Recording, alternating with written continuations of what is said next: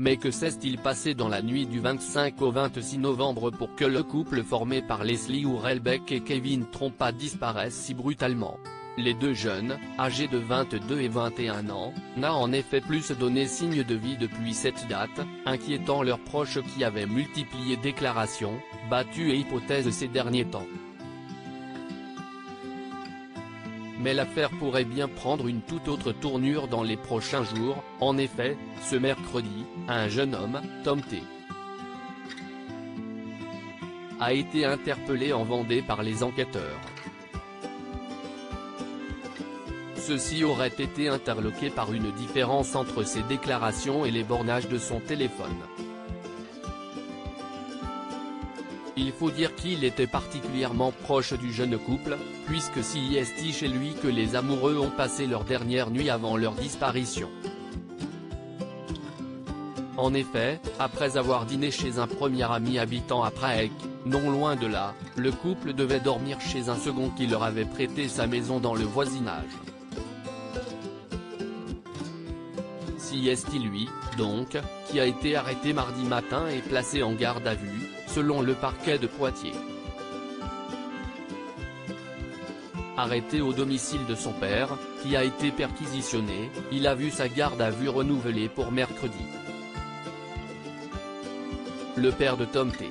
a par la suite commenté l'arrestation de son fils auprès de Ouest France, décrivant le chaos provoqué au petit matin. On se serait cru dans NCIS. Il y avait des flics partout dans la maison. C'était un sacré chantier, a-t-il expliqué au quotidien régional. Son fils dormait lorsque la police a débarqué. Ils ont pris son ordinateur mais à part Fortnite, je vois pas ce qu'ils vont trouver, a-t-il ajouté. Des textos inquiétants au moment de la disparition, il avait participé aux recherches de son ami, et s'était même exprimé devant la presse. Kevin avait toujours les clés de chez moi. Moi, je vivais plus chez moi, je vis en camion. Ils sont venus sur les coups de 17h30, on s'est vu. Ils avaient la patate, on rigolait bien ensemble. Ensuite je suis parti chez mon frangin et à une soirée techno. Pour le moment, la police continue ses investigations.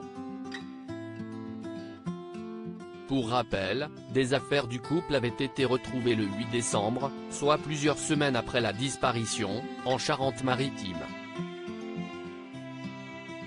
Le téléphone de la jeune femme n'a plus été rallumé depuis une dernière géolocalisation à Niort le 26 décembre. Mais ces derniers textos envoyés, à leur ami tout juste arrêté justement, ne laissaient rien présager de bon. Je viens de vomir mes tripes plein de sang.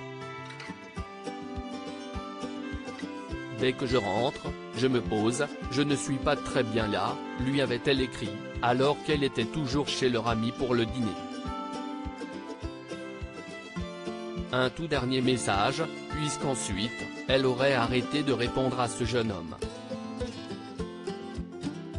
Je comprends que Leslie s'est sentie mal et qu'elle a vomi, mais je n'ai pas plus d'explications. Ensuite, je lui ai envoyé d'autres messages entre 3 et 4 heures pour avoir de ses nouvelles. Je sais qu'ils ont été lus, mais ils sont restés sans réponse, avait-il indiqué à l'époque. Sans révéler toute la vérité,